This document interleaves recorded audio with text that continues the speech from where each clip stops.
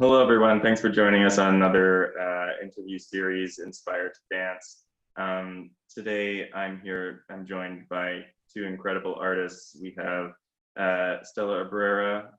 She's very recently retired principal ballerina with American Ballet Theater and the artistic director of Tatsban, a dance cultural park in Tivoli, New York. And we have with us Sascha Radetsky, former soloist of American Ballet Theater and principal with Dutch National Ballet, and currently the artistic director of American Ballet Theater Studio Company. I've had the honor of working with Sascha recently in the last year. I was lucky enough to set my piece down on his dancers in New York in September. Through osmosis, I met Stella as well. So just a sort of a disclaimer, if you're watching this interview and there's any sort of technical difficulties, we are broadcasting from both Toronto and New York, so you might find there might be the occasional glitch or the sound might cut out, but please bear with us. I'm sure we'll get things back on track. So anyways, welcome guys. Thanks for joining. I guess the best place to sort of dive in is just give a little bit of background on yourselves. Maybe let's start with sort of just a general question of how you both got involved with dance and where it all sort of started. Why don't we start with, we'll go ladies first. We'll go with Stella. I know you were born in Manila and soon after you moved to America, but I know because your father, his work kind of bounced around all over in your childhood and you trained in various different places. So I'm curious to sort of hear how that kind of all started for you. Oh, well, thanks. Well, first of all, thank you so much for the interest and for having Sascha and me on this wonderful series that you have. Yes, I hail from Los Angeles. My family is mostly still based there. My parents still live there. I am the youngest of five kids, and my eldest sister loves dance. And when she was in college, I was just a little kid, 5 years old, just watching cartoons, total couch potato, and she thought that that was ridiculous. And she said, "Let's go to the local ballet school and let's put you in a dance class." And so I was super lucky to have been bitten by the bug that early on, and I just took to it right away. As a lot of us did, just kept moving up in levels and in determination and perseverance to keep trying to get better and try to perfect our pirouettes and our arabesques and our, oh man, and when I got my first pair of point shoes, that was it. That that was when it all just came super clear that I needed to be a ballet dancer. So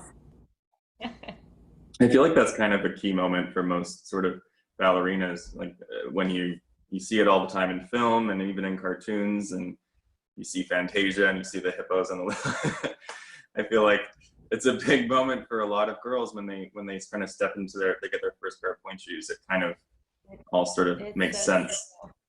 Yeah. so true. And this was pre-internet, so I had the way I was able to watch dance was by checking out videos from the library and watching ABT and Baryshnikov and Margot Fontaine and Nureyev and all the great legends.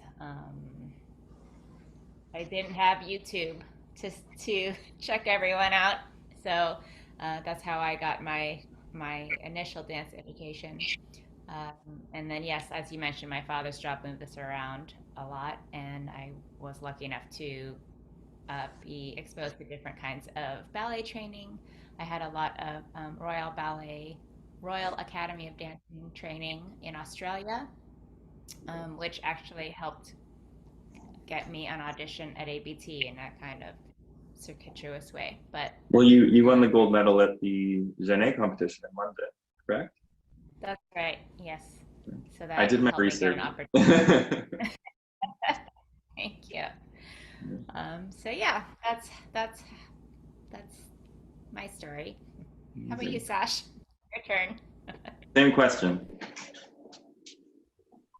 Well, yeah, Brendan, thank you so much for having us be a part of the series, and for your interest and for your friendship and for all you've given to ABT Studio Company and to us personally.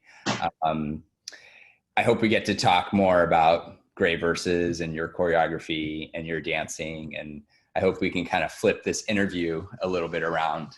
Very yeah, speaking of point shoes, it's weird because sometimes I hear non-dancers in academia sort of complain that point shoes are a misogynistic piece of equipment, but and I get it, it's painful, the ladies are on their toes all the time, but all the ballerinas I know love their point shoes and love being on point.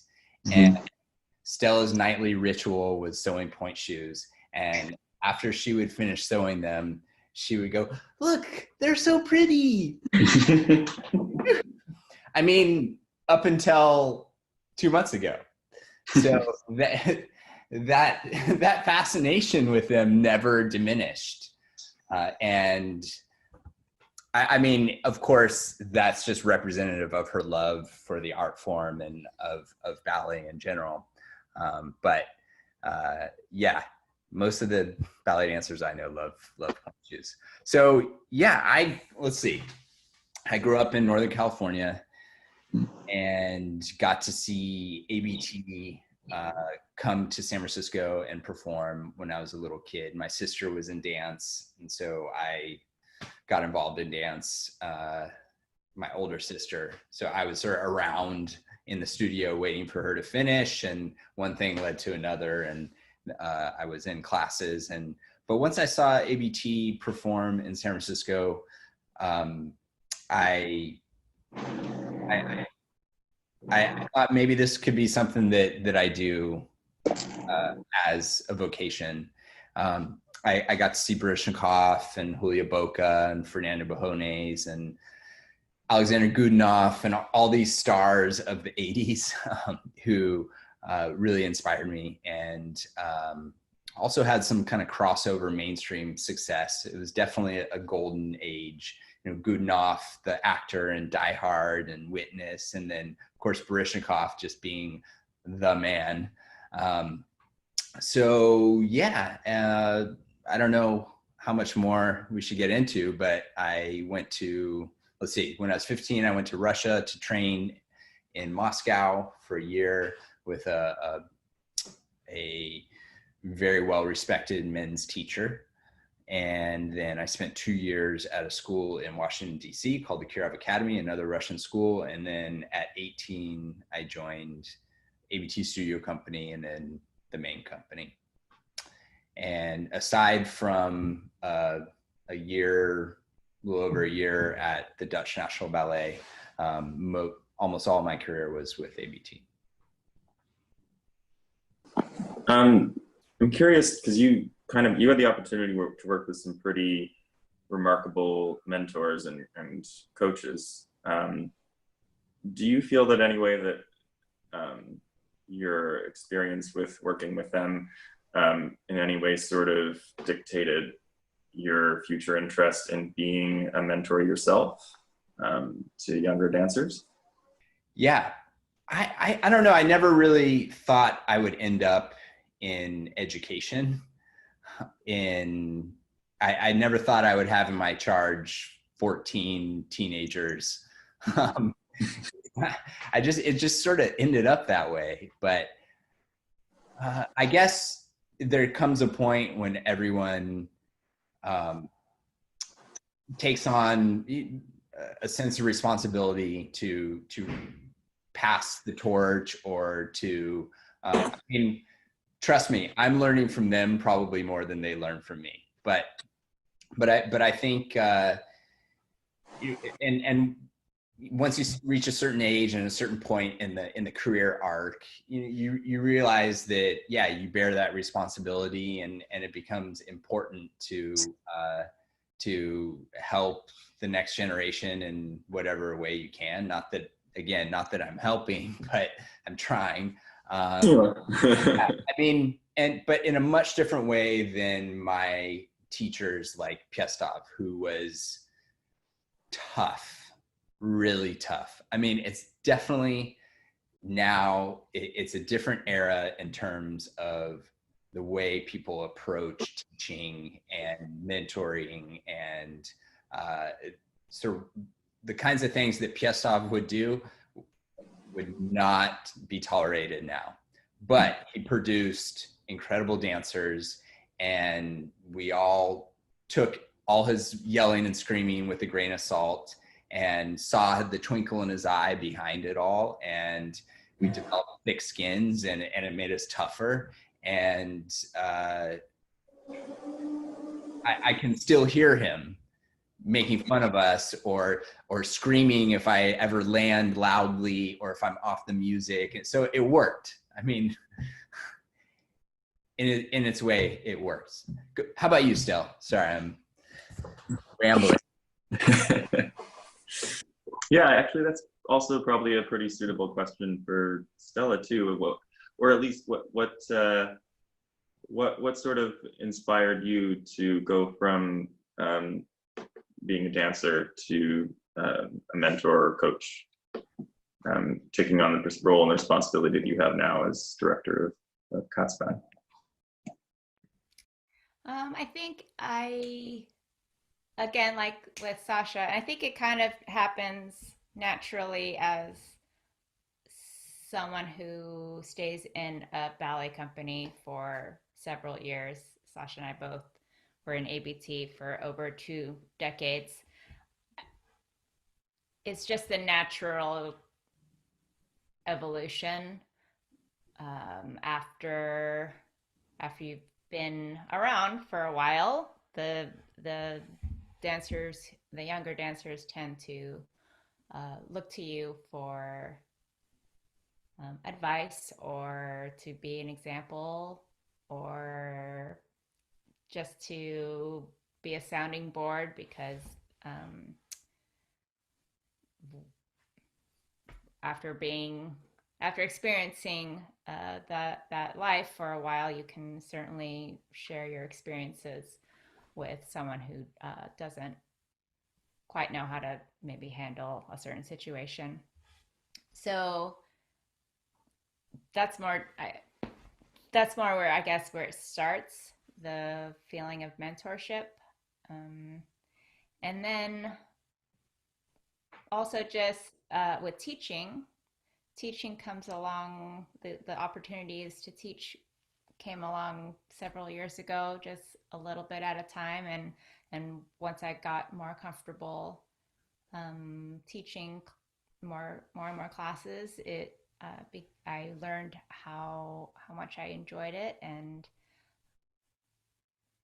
so that the combination of the two things just brings a lot of fulfillment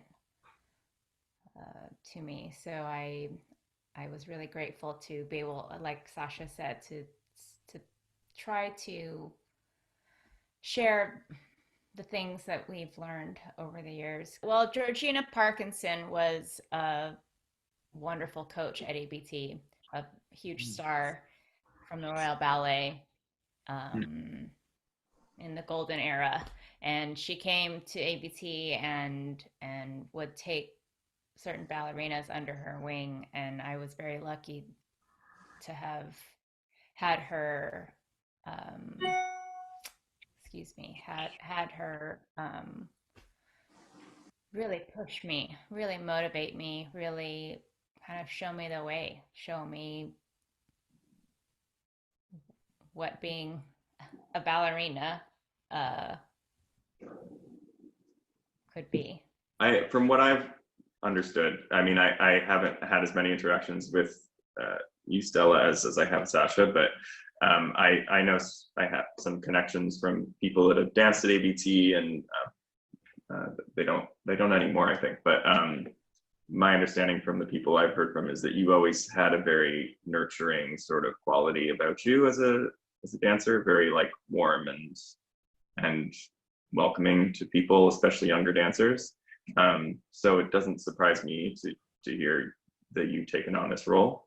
I might just kind of segue, because we were talking about your career before, and you're being very modest, but there's a very key sort of thing that happened in 2015. You were promoted to principal dancer, American Ballet Theatre, which is amazing. But I think you also had sort of an added title to that, was you were the first Filipina American principal dancer at American Ballet Theatre, and that's pretty remarkable in itself as well. And I guess I'm curious, especially given everything that's going on in the world right now, where we're making it a real priority to address diversity and inclusion and equity across the board.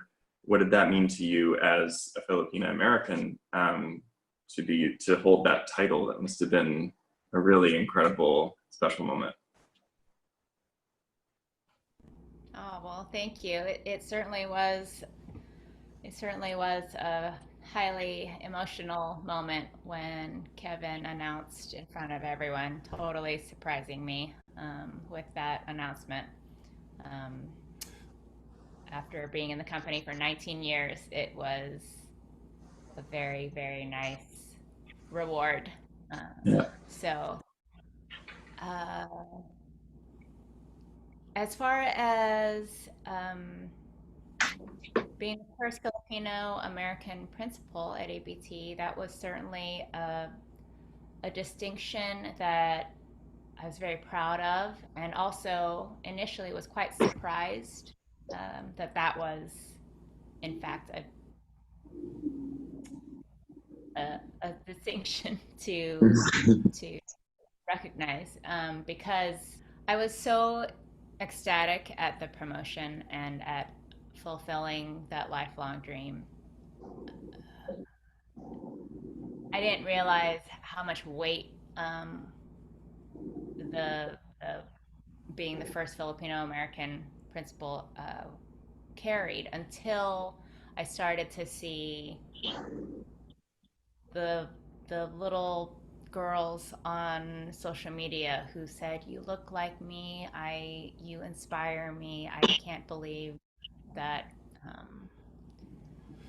that someone who I can relate to has accomplished this." And so seeing that feedback, seeing that people would write that my story, I guess in whatever small way, would inspire them, it made me realize how much representation means. And so I would do my best to set as good of an example as I can for them, and just to always strive for excellence, just for the sake of that. So thank you for that stroll down memory lane. and Stella, you've done sort of before and since you were promoted, you've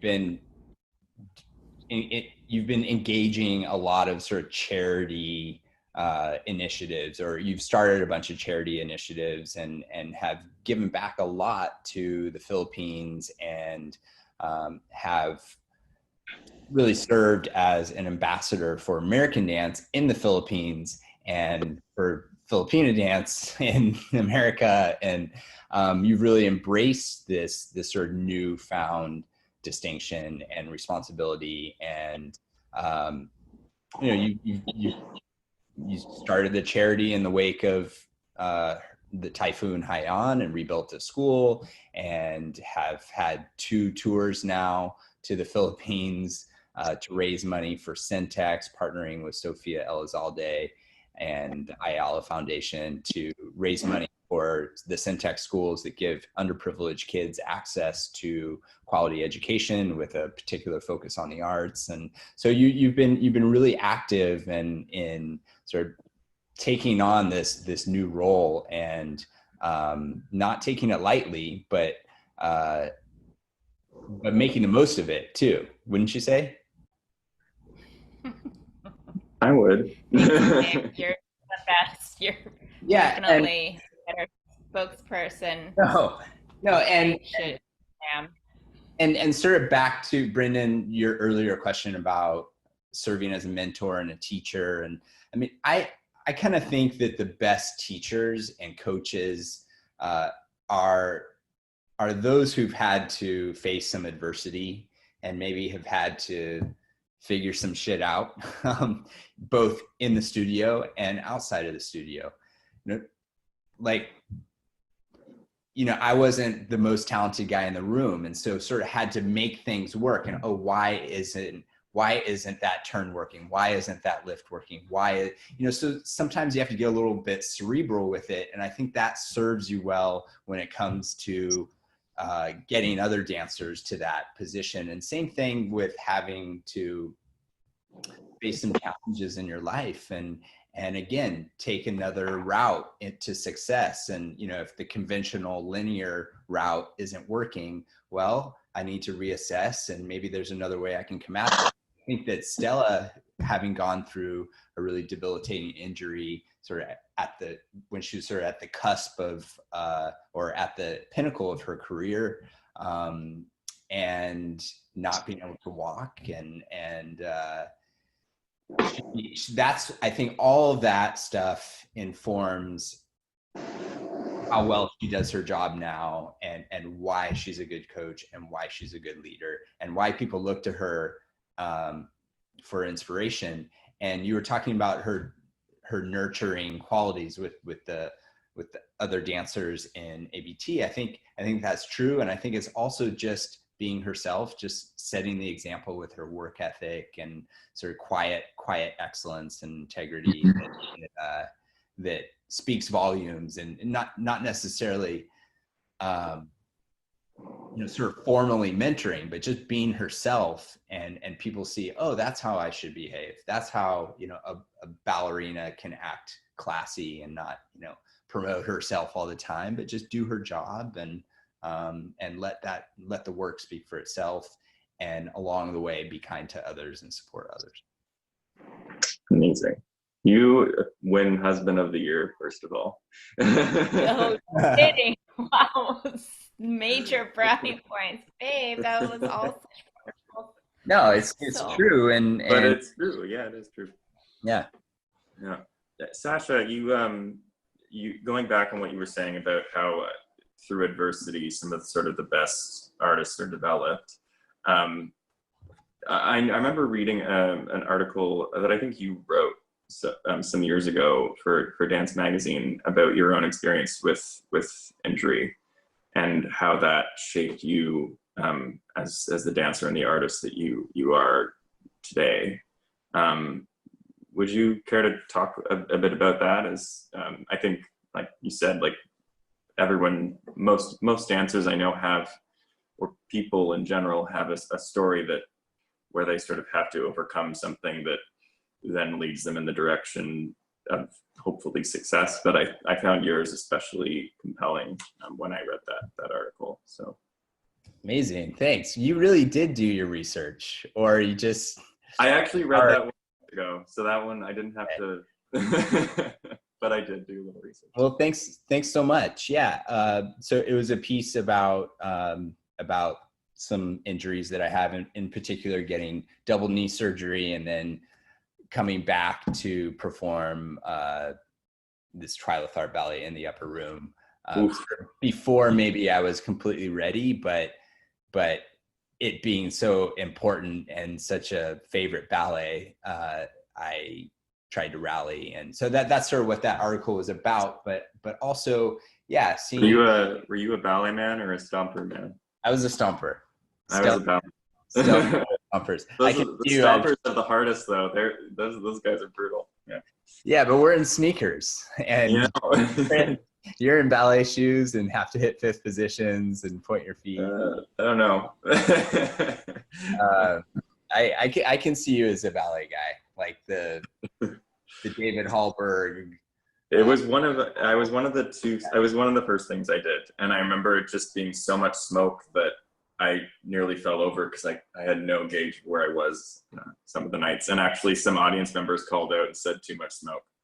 So it's tricky to dial it in. I think like it is. We've had a few shows like that too, either too much or too little, or I mean, it's kind of a cliche, but to say that, I mean, if you look back at various plagues and dark ages and wars, and there's always been sort of an artistic flourishing afterwards, and so it definitely is a cliche to say that like suffering leads to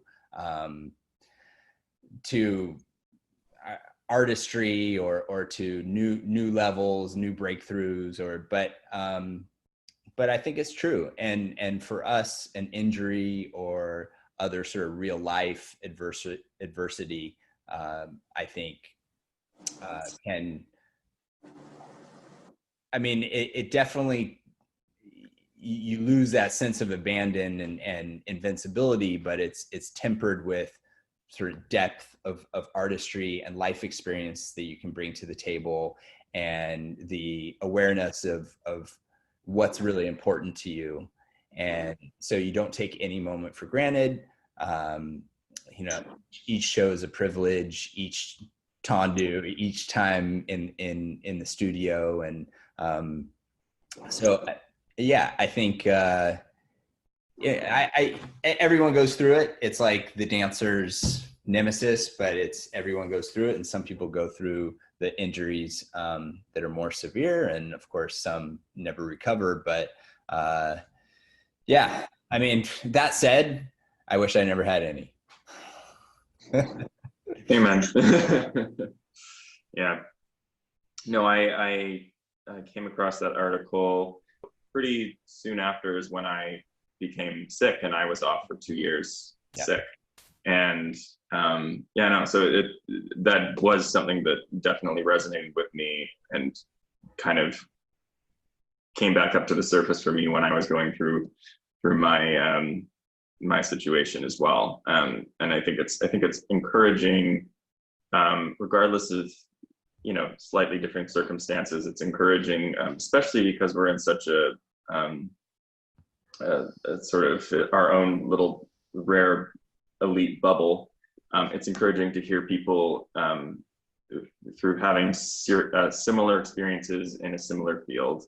It's encouraging, because I remember it can be very isolating when you're going through a severe injury or illness or something like that, and it's nice to know that there is potential for there to be light on the other side. I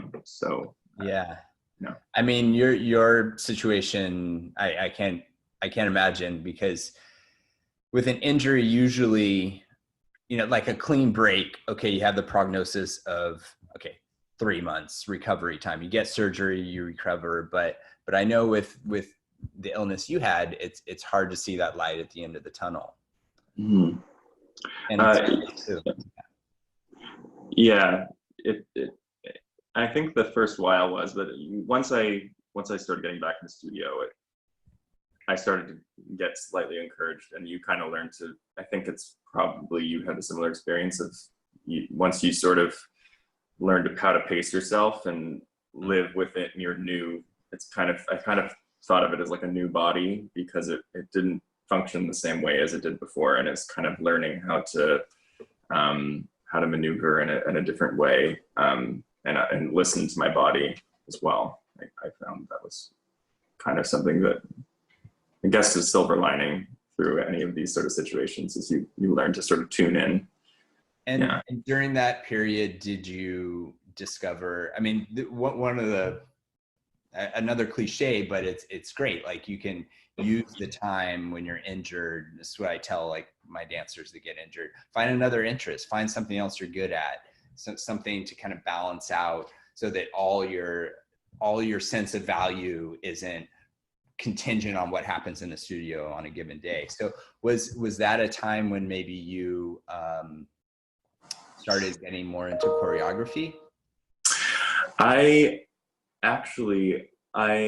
mean, because I had that's I think the toughest part about going through something like that is a kind of a sense of sort of lose a little bit of your identity, because I think as dancers we kind of connect ourselves so deeply as who we are to being dancers, and so I think a important moment for me in all of that was trying to sort of rediscover who I was outside of dance. And I didn't particularly do a lot choreographically, because I think I maybe went through a period where I sort of distanced myself from dance because it was a little painful to be around it. I was always interested in baking, so I did an internship at a bakery at the time. I got a puppy and raised her. Yeah, it's crazy. She's almost 7 years old now, so it's been a while. She's like my my timestamp for when I was sick, because I basically got her a few months afterwards. So yeah, no, but it was a really important reminder for me to sort of get in tune with who I was outside of the world of ballet. It's kind of brought me into like the idea of balance, and yeah, it was important, difficult, but important, as I'm sure you understand. Did you sort of use the time when you were injured to tap into other interests for yourself as well, or? Yeah, for sure. I've always been into the outdoors, and so tried to, I mean, really nerdy stuff that we don't need to get into, right, Stella? It's not nerd.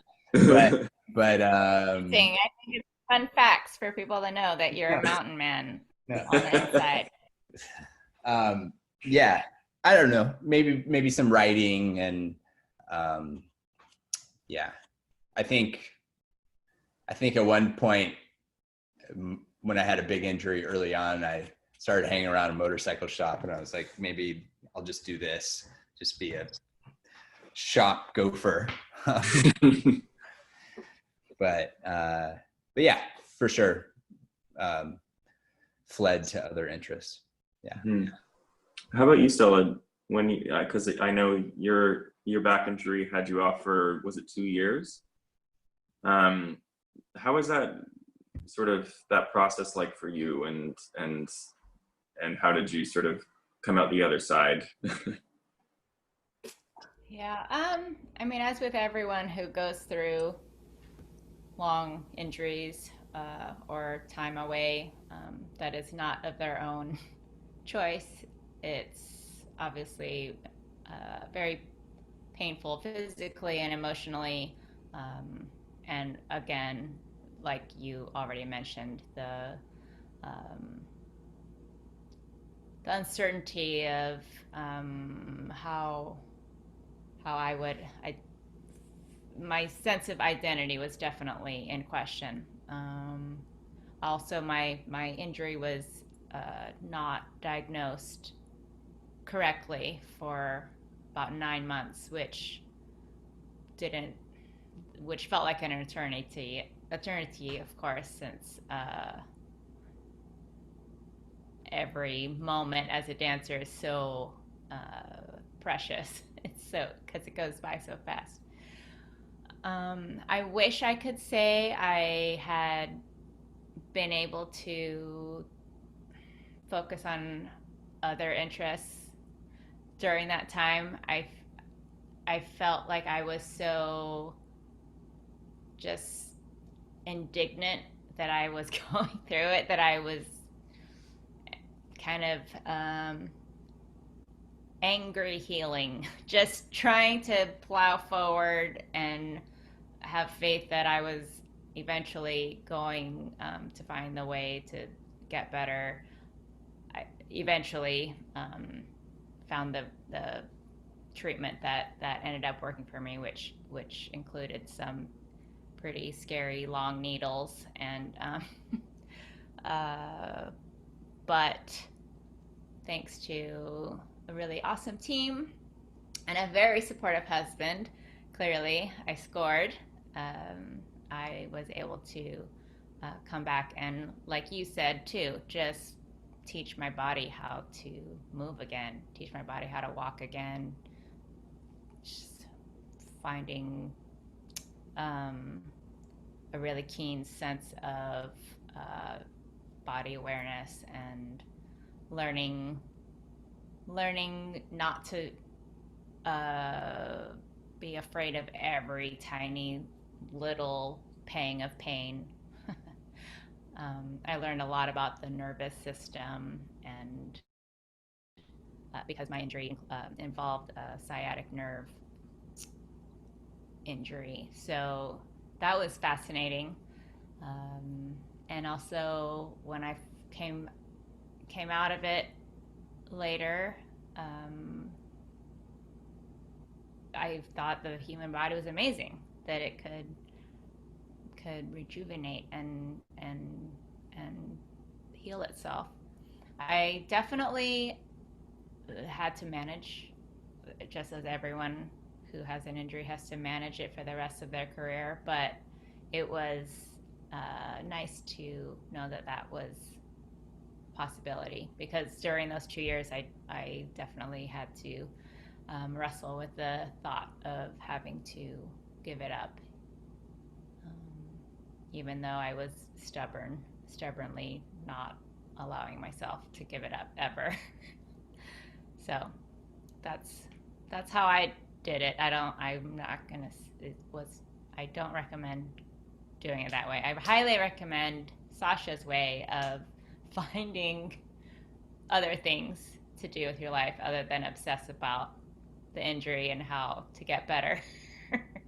But yeah, I mean, without, I guess, divulging too much personal info, during your injury, it was like the miseries kind of piled on too. Like, I left for Europe. I lost my dad, with whom you were close. A few months later, you lost Georgina, your coach. I moved back. We got audited a bunch of times. We lost our cat that we'd had since our first month of dating. It all happened within like a 2-year span while you were struggling with this injury.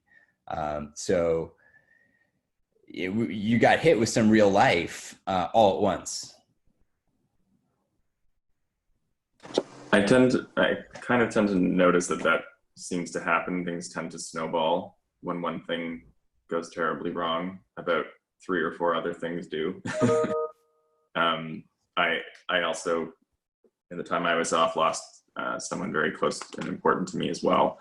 And I just kind of feels like in those moments, like it almost seems like a practical joke, because it just seems like the universe is against you. Stella, there was something I saw a quote from you about, you said something about Giselle, the role of Giselle being like poetic justice for you. yeah, I think I probably was referring to another cool memory. Is the memory of Kevin McKenzie calling me into his office and telling me that I was going to debut my first principal role as Giselle at the Metropolitan Opera House, and to start preparing for it. And about 2 weeks later was when my big 2-year injury started. So, as you can imagine, the opportunities fell away quite painfully as I was trying to claw on and try to continue on. Didn't quite work. So as I came back after the 2-year injury, obviously it took me quite a while I'm amazed actually that I was able to regain any kind of uh, I don't know how to say, just to get back to the same level, I guess, as a get my confidence back. Um, so I guess the poetic justice was that I finally had come to the point in my career where I was thinking maybe I should. I came back from the injury. Maybe I should think about hanging it up soon, which meant that every show I was thinking might be my last, and so therefore I should go with more abandon, with just with more everything, with more gumption, with more, and maybe that translated, maybe that came across as maybe I just started to dance better because of that thought, because I was thinking that it was going to end soon. Then I had the opportunity to go to the Philippines and do Giselle for the first time, just on a gig, and I had that wonderful experience. And Sasha told you about that fundraiser that I connected to that gig to rebuild a school, which was so fulfilling. And then that experience led Kevin to suggest that I would be the exchange for the Australian ballet. So that Sasha and I went to Australia. Sasha got to have a fun trip, and I got to dance at the Sydney Opera House, which was incredible. Also, extremely nerve-wracking, but I got to do a few more Giselles there. So that was another wonderful, beautiful stepping stone to having Kevin call on me when a ballerina got injured at the Metropolitan Opera House during our big spring season and said, "Can you step in next week and do Giselle?" Wow.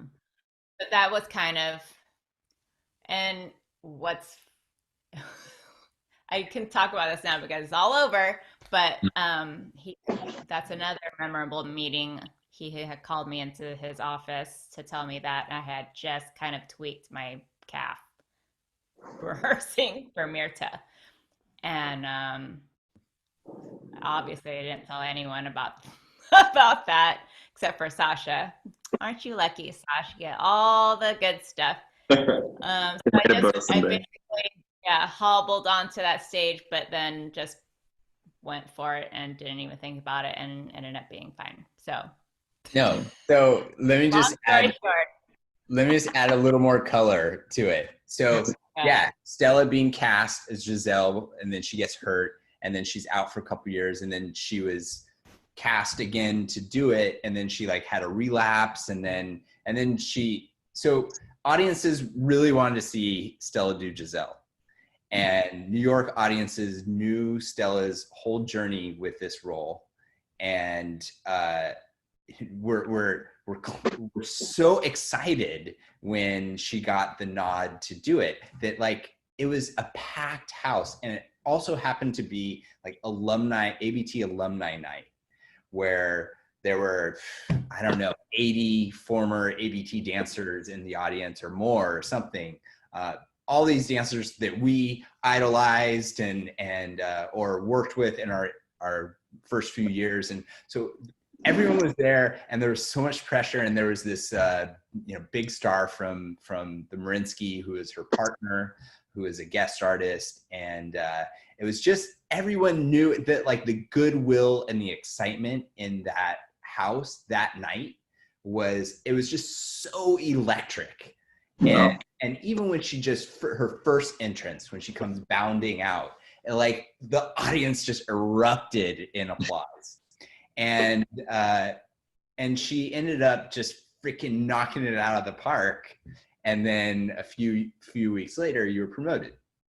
So yeah, in a way, like all that hardship and bad luck and or whatever it was, of course, you know, we count our blessings, and compared to others, you know, we're so lucky. But yeah, that sort of tough period like really took an upswing then, and it was like all, you know, it not, I don't want to say it was worth it, right? But it just made it all so much more meaningful. Amazing. It's interesting because it kind of makes me think about sort of where we're at now too with COVID-19 and everything, and how I think a lot of dancers are sort of, and it's sort of a subject that's come up amongst the company in returning to the studios, is it feels a lot like coming back from a serious injury, because a lot of us have been off for 5 to 6 months. And I think we're all a little bit starved to be on the stage again. And we've kind of a lot of people have gone through a bit of a mourning process of like, is this going to happen again? When is it going to happen? And I guess I'm curious for you guys as directors of your respective organizations, how have you had to learn to renegotiate what it means to be American Ballet Theatre Studio Company moving forward, and Catspan, and how are you making that work in the current climate? So, Sascha. Well, in the near term, we're doing a bubble residency. So our dancers we're getting the gang back, the band back together. They're all flying in or driving in when possible to an arts center in Connecticut, and we'll quarantine for 2 weeks and get tested, and then work for 3 weeks there, and then travel as a bubble to Catspan, to Stella's beautiful art center, and then work for another couple of weeks. And during those 5 weeks of work, we're commissioning a ballet where Stella's setting a Rotmansky ballet, and we're gonna revive some pieces from last year's rep that didn't get a chance to premiere. And I just got all the costumes from 890, and we grabbed all the Gray Versus costumes because I just need to see it again and just have it part of our rep again. So I'm really hoping that our dancers can tackle it again within that period. But we're being really ambitious, I know, with all the stuff we're doing. But and then ultimately we're going to film a little mock performance of a couple of the pieces, I think, and because that's our venue now, is the digital world. That's our medium, at least for us. Now, Stella, on the other hand, has been, well, you tell them, Stella. Wow, that must have been really cool to go back to the ABT studios today after not setting foot in there for so many months. So weird. You sent me that photo and I almost burst into tears. It's Wow. Yeah.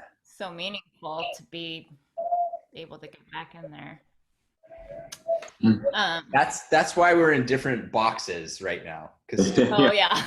Up in the mountains. Just to be clear. Yeah. I'm in the city. Yeah.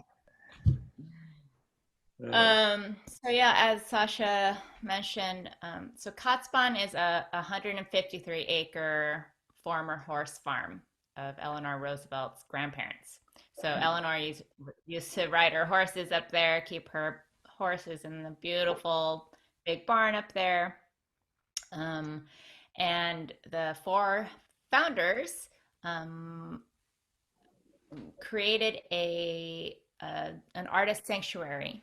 They built enormous, beautiful cathedral-like studios and a dancer's inn that has several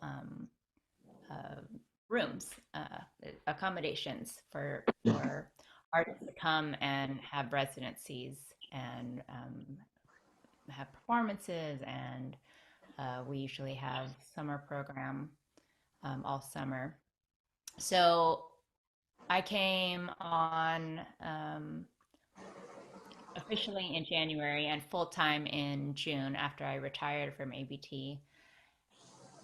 Amidst all of the craziness with the pandemic, and once we realized my partner, the executive director of Kotzebue, Sonia Kostich, we looked around at our office, which is this enormous old horse farm and artist sanctuary, and we thought this is the one thing that is so valuable during this time, is all this space, all this open air, all this natural beauty, and we had to find a way to share it with artists and with art lovers who are starved for that live interaction. So we decided to put on a live in-person dance festival, dance, music, art festival. We built an outdoor stage in the middle of the main field, and we can have, due to New York State mandates, we can have live audiences up to 50 people. So 50 people is certainly a lot of applause to hear, and it's music to artists' ears, who all of these artists go through. They really have to persevere, as you know, training in your kitchen, in a tiny little, Marley square. All these dancers prepare their pieces. A lot of new work has come out of this period, which is also incredible.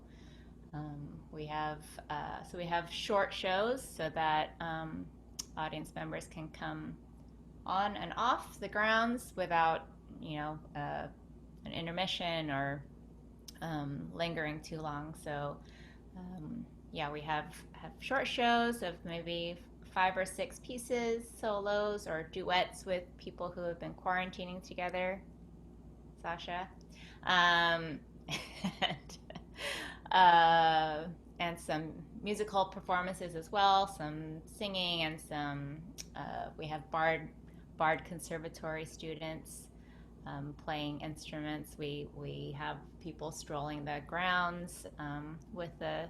It's just a really wonderful way to spend the weekend. 9 weekends all through August and September that we offer this to the community. A free festival because we felt the artists and community needed this. So that's. How many people are on your waiting list? Well, right, because we have the 50-person limit. All the tickets were reserved after they were put on sale or available after like 2 days, and now we have 1,000 people on the waiting list, which is so bonkers and amazing. Such a great problem to have. So yeah, we're obviously recording everything and trying to document this really special moment in time when artists are getting super creative. And then just to say, like we were talking about before, when we had to start rehearsing, all the artists have to quarantine for 2 weeks. They have to submit several tests, COVID tests, before they travel up in their car. And once they come onto the Kotzebue property, they're not actually allowed to leave. So we make it very nice so that they don't feel like they want to leave. And most artists are super happy to stay on property and have their groceries delivered, and they make a nice dinner on the barbecue, and so that's been the festival experience for us. You're making me wish that the US-Canada border wasn't shut down. It sounds amazing. I wish you could come. I would love that. Oh my gosh. And this is amazing, Sascha. You're saying that the studio company is essentially, it's sort of the marriage of your two different projects. It's kind of a perfect situation. Yeah, it is. For 2 weeks of it, we'll be at Kotzebue, and the ABT main company is doing a few of these little bubbles as well. But proud to say that ours is the longest and most ambitious, and with the deepest variety of rep, and so I think we're probably the guinea pigs, but we have a team of medical advisors, and our medical protocols are extremely rigorous, and it's going to be tough on the dancers because the rules are really rigid and involved, and they have to prioritize, the work in the studio, and that's what matters here. And I told them, we'll have fun, but that's not the purpose right now. It's a moment in time, and what we're doing is trying to keep developing as artists, and maybe capture something indelibly at the end of this on video. And so, you got to sacrifice in order to be. It's like a boxer wakes up at 5 a.m. and or they used to abstain from relations, before a fight. Like, everybody has to sacrifice if you wanna get better and improve and be the champ. So yeah, I don't make all those analogies to the teenagers, but yeah, I have to say, just being there in the space with the dancers and yourself and everyone who's a part of the studio company, it was incredibly inspiring for me, because I just thought the way the machine worked, and the passion that everyone had, from the dancers to the staff to yourself, everyone just, it made me wish that, not that I didn't have mentors and people that pushed me and that I'm deeply connected to as well, but I remember feeling like, oh man, these kids are so lucky to have the opportunity to work with someone like you and Stella, and it must just feel like they have to pinch themselves every day, because it's just what an incredible opportunity for these kids, and they're all so incredibly talented too. It's amazing. Like, wow, it was such a That's so nice, Brendan, and I really appreciate that. It was a really lovely experience working with you, and I don't want to turn this around, but we sort of started the whole season off with the Gray Verses. That was one of the first things that they learned, and we had a mostly new cohort. So it was the perfect thing for them to start to set the tone, and to have you there too, in your very, just quietly nurturing and supportive and way was really cool. And I just loved watching you partner and do the movements, and because it was just so great to behold.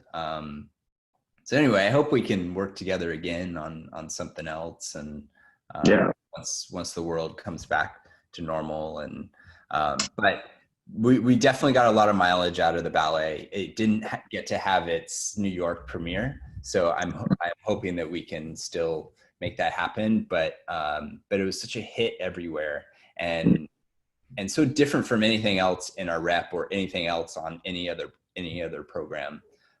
It's very unique, and it's beautiful and creative, and I would still get a little the 1,000th time that I'd watched it, and still it got to me, man. So and not a lot of ballets can I not get sick of. after doing them or watching them a million times.